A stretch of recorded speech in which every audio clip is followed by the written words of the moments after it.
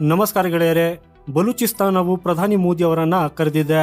ಹೌದು, ಪಾಕಿಸ್ತಾನ ಆಕ್ರಮಿತ ಬಲೂಚಿಸ್ತಾನದಿಂದ ಬಂದಿರುವ ಒಂದು ಪತ್ರವು ಪಾಕಿಸ್ತಾನದ ಸರ್ಕಾರ ಮತ್ತು ಸೇನೆ ಎರಡರ ನಿದ್ದೆಯನ್ನ ಕೆಡಿಸಿದೆ. ಬಲೂಚಿಸ್ತಾನದ ಮಾಜಿ ಕ್ಯಾಬಿನೆಟ್ ಸಚಿವ ಮತ್ತು ಬಲೂಚ್ ಅಮೆರಿಕನ್ ಕಾಂಗ್ರೆಸ್ನ ಅಧ್ಯಕ್ಷ ಡಾಕ್ಟರ್ ತಾರಾಚಂದ್ ಅವರು ಪ್ರಧಾನಿ ಮಂತ್ರಿ ನರೇಂದ್ರ ಮೋದಿ ಅವರಿಗೆ ನೇರವಾಗಿ ಪತ್ರ ಬರೆದಿದ್ದು, ಈ ಪತ್ರದಲ್ಲಿ ಅವರು ಭಾರತದಿಂದ ನೈತಿಕ, ರಾಜಕೀಯ ಮತ್ತು ರಾಜತಾಂತ್ರಿಕ ಬೆಂಬಲಕ್ಕಾಗಿ ಮನವಿ ಮಾಡಿದ್ದಾರೆ. ಹಾಗೂ ಈ ಪತ್ರದಿಂದ ಈ ಇಸ್ಲಾಮಾಬಾದ್ನಲ್ಲಿ ಸಂಚಲನ ಮೂಡಿದೆ. ಈ ತಾರಾಚಂದ್ ಬಲೂಚ್ ಅವರು ಪ್ರಧಾನಿ ಮೋದಿ ಅವರಿಗೆ ಏನ್ ಬರೆದಿದ್ದಾರೆ ಅಂದ್ರೆ, ನಿಮ್ಮ ಕೆಂಪು ಕೋಟೆಯ ಮೇಲಿನ ಭಾಷಣದಲ್ಲಿ ಬಲೂಚಿಸ್ತಾನದ ಹೆಸರನ್ನ ಉಲ್ಲೇಖಿಸುವುದು ಬಲೂಚ್ ಜನರಿಗೆ ಆಶಾಕಿರಣವಾಗಿದೆ.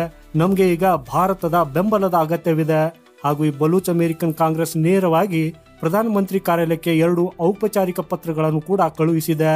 ಇವುಗಳಲ್ಲಿ ಪಾಕಿಸ್ತಾನದ ಜಿಹಾದಿ ಸೇನೆಯಿಂದ ಬಲೂಚ್ ಜನರು ಪೀಡಿತರಾಗಿದ್ದಾರೆ, ಅವರಿಗೆ ಹಿಂಸೆ ನೀಡಲಾಗುತ್ತಿದೆ, ಅವರನ್ನ ನಾಪತ್ತೆ ಮಾಡಲಾಗುತ್ತಿದೆ ಮತ್ತು ಕೊಲ್ಲಲಾಗುತ್ತಿದೆ ಅನ್ನೋದನ್ನ ಸ್ಪಷ್ಟವಾಗಿ ಹೇಳಲಾಗಿದೆ. 1948ರಲ್ಲಿ ಬಲೂಚಿಸ್ತಾನವನ್ನ ಬಲವಂತವಾಗಿ ಪಾಕಿಸ್ತಾನಕ್ಕೆ ಸೇರಿಸಲಾಗಿದ್ದು, ಅಂದಿನಿಂದ ಈ ಪ್ರದೇಶವು ಸಂಘರ್ಷವನ್ನ ಎದುರಿಸುತ್ತಿದೆ. ಹಾಗೂ ಇನ್ನು ಡಾಕ್ಟರ್ ತಾರಾಚಂದ್ ಅವರು ಮೋದಿ ಅವರಿಗೆ ಭಾರತ ಈಗ ಮುಂದೆ ಬಂದು ಬಲೂಚ್ ಚಳುವಳಿಗೆ ಜಾಗತಿಕ ಬೆಂಬಲವನ್ನ ನೀಡಬೇಕು ಅನ್ನೋದನ್ನ ಹೇಳಿದ್ದಾರೆ.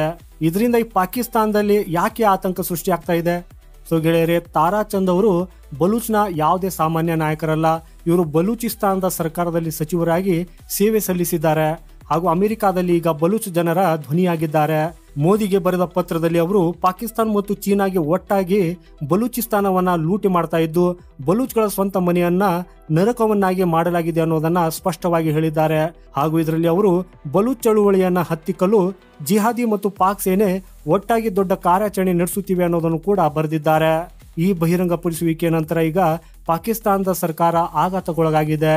ISI ಮತ್ತು ರಾವಲ್ಪಿಂಡಿಯ GHQ ಅಂದ್ರೆ ಜನರಲ್ ಹೆಡ್ ಕ್ವಾರ್ಟರ್ಸ್ ಭಾರತ ಬಲೂಚ್ ಚಳುವಳಿಯನ್ನ ಬಹಿರಂಗವಾಗಿ ಬೆಂಬಲಿಸಬಹುದು ಅನ್ನೋದರ ಬಗ್ಗೆ ಆತಂಕದಲ್ಲಿವೆ. ಈ ಪತ್ರದಲ್ಲಿ ಬಲೂಚ್ ನಾಯಕರು ಈ ಚೀನಾದ ಪಾತ್ರವನ್ನು ಕೂಡ ಖಂಡಿಸಿದ್ದಾರೆ. ಈ ಚೀನಾ ಬಲೂಚಿಸ್ತಾನದಲ್ಲಿ ವಸಾಹತುಶಾಹಿ ಶಕ್ತಿಯಂತೆ ನುಸುಳಿದೆ ಅನ್ನೋದನ್ನ ಬರೆದಿದ್ದು, CPC ಕೇವಲ ಒಂದು ಪ್ರಾಜೆಕ್ಟ್ ಅಲ್ಲ, ಇದು ನಮ್ಮ ಭೂಮಿಯನ್ನ ಆಕ್ರಮಿಸುವ ಸ್ಕಿಮ್ ಆಗಿದೆ. ಗ್ವಾದರ್ ಬಂದರಿನಿಂದ ಖನಿಜ ಸಂಪನ್ಮೂಲಗಳವರೆಗೆ ಈ ಚೀನಾ ಬಲೂಚ್ ಜನರ ಭೂಮಿಯನ್ನ ಶೋಷಿಸುತ್ತಿದ್ದು, ಈ ಪಾಕಿಸ್ತಾನ ಅವರ ರಕ್ಷಕನಾಗಿ ಕುಳಿತಿದೆ.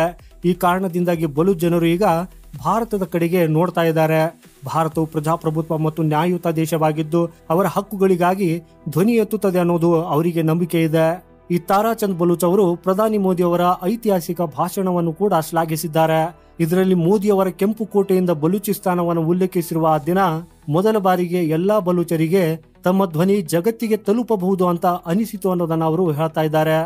ನಿಮ್ಮ ಕೆಂಪು ಕೋಟೆಯ ಆ ಭಾಷಣವು ನಾವು ದಶಕಗಳಿಂದ ಹುಡುಕ್ತಾ ಇದ್ದ ನೈತಿಕ ಶಕ್ತಿಯನ್ನ ಕೊಟ್ಟಿದೆ. ನೀವು ಇಲ್ದಿದ್ರೆ ನಮ್ಮ ಧ್ವನಿ ಕಳೆದು ಹೋಗ್ತಾ ಇತ್ತು ಅನ್ನೋದನ್ನು ಕೂಡ ಅವರು ಬರೆದಿದ್ದಾರೆ. ಹಾಗೆಯೇ ಅವರು ಸಿಂಧು ನದಿ ಒಪ್ಪಂದವನ್ನ ಅಮಾನತುಗೊಳಿಸುವ ಮೋದಿ ಸರ್ಕಾರದ ಧೈರ್ಯಶಾಲಿ ಕ್ರಮವು ಬಲೂಚ್ ನಾಯಕರಿಗೆ ಸ್ಫೂರ್ತಿದಾಯಕ ಕಂಡಿದೆ. ರಕ್ತ ಮತ್ತು ನೀರು ಒಟ್ಟಾಗಿ ಹರಿಯುವುದಿಲ್ಲ ಅನ್ನೋ ನಿಮ್ಮ ಸಂದೇಶವು ಈ ಪಾಕಿಸ್ತಾನವನ್ನ ತಲ್ಲಣಗೊಳಿಸಿತು ಅಂತ ಅವರು ಇದರ ಬಗ್ಗೆನೂ ಕೂಡ ಬರೆದಿದ್ದಾರೆ. ಹಾಗಾದ್ರೆ ಈಗ ಭಾರತ ಏನ್ ಮಾಡಬೇಕು? ಈ ಬಲೂಚಿಸ್ತಾನವು ಕಾರ್ಯತಂತ್ರವಾಗಿ ಬಹಳ ಮುಖ್ಯವಾಗಿದ್ದು, ಅರಬ್ಬಿ ಸಮುದ್ರಕ್ಕೆ ನೇರ ಪ್ರವೇಶ, ನೈಸರ್ಗಿಕ ಸಂಪನ್ಮೂಲಗಳ ಭಂಡಾರ ಮತ್ತು ಪಾಕಿಸ್ತಾನ ಹಾಗೂ ಚೀನಾದ ಪ್ರಭಾವವನ್ನು ಪ್ರಶ್ನಿಸುವ ಅವಕಾಶವನ್ನ ಹೊಂದಿದೆ. ಹಾಗೆಯೇ ಡಾಕ್ಟರ್ ತಾರಾಚಂದ್ ಅವರು ಒಂದು ಸ್ವತಂತ್ರ ಮತ್ತು ಸಹಕಾರಿ ಬಲೂಚಿಸ್ತಾನವು ಭಾರತಕ್ಕೆ 21ನೇ ಶತಮಾನದ ಭೂ ರಾಜಕೀಯ ಭದ್ರಕೋಟೆ ಆಗಬಹುದು. ಭಾರತ ಜಾಗತಿಕ ವೇದಿಕೆಗಳಲ್ಲಿ ಬಲೂಚ್ಗಳಿಗಾಗಿ ಮಾತನಾಡೋದಕ್ಕೆ ಪ್ರಾರಂಭಿಸಿದ ದಿನ ಪಾಕಿಸ್ತಾನದ ಮತ್ತೊಂದು ಮುಖವಾಡ ಕಳುಚುತ್ತದೆ ಅನ್ನೋದನ್ನ ಹೇಳಿದ್ದಾರೆ. ಹಾಗಾಗಿ ಈಗ ಭಾರತವು ತನ್ನ ಪಾತ್ರವನ್ನ ಸ್ಪಷ್ಟಪಡಿಸುವ ಸಮಯ ಬಂದಿದೆ. ಬಲೂಚಿಸ್ತಾನದಿಂದ ಬಂದಿರುವ ಈ ಕರೆ ಕೇವಲ ಒಂದು ಪತ್ರವಲ್ಲ, ಮಾನವೀಯತೆಯ ಅಂತಿಮ ಕರೆ ಅಂತ ಪರಿಗಣಿಸಬೇಕು ಅಂತ ತಾರಾಚಂದ್ ಹೇಳಿದ್ದು, ಇದು ಕೇವಲ ಒಬ್ಬ ನಾಯಕನ ಮಾತಲ್ಲ, ಇಡೀ ಜನಾಂಗದ ಧ್ವನಿಯಾಗಿದೆ ಅಂತಾನು ಕೂಡ ಹೇಳಿದ್ದಾರೆ. ಈ ಬಲೂಚಿಸ್ತಾನವು ಮೋದಿಯವರನ್ನ ಕರೆದಿದೆ. ಸೊ ಗೆಳೆಯರೇ, ಈಗ ಭಾರತವು ಅವರ ಕೈ ಹಿಡಿಯಲಿದೆನಾ? ಈ ಪಾಕಿಸ್ತಾನದ ಅತಿ ದೊಡ್ಡ ಭಯ ಈಗ ನಿಜವಾಗ್ತದ? ನಿಮ್ಗೇನ್ ಅನ್ಸತ್ತೆ? ಭಾರತವು ಈ ಬಲೂಚ್ ಚಳುವಳಿಯನ್ನ ಬೆಂಬಲಿಸಬೇಕೆ? ಹೌದು ಅಥವಾ ಇಲ್ಲ ಅಂತ ಕಮೆಂಟ್ ಮಾಡುವ ಮೂಲಕ ನಮ್ಗೆ ತಿಳಿಸಿ.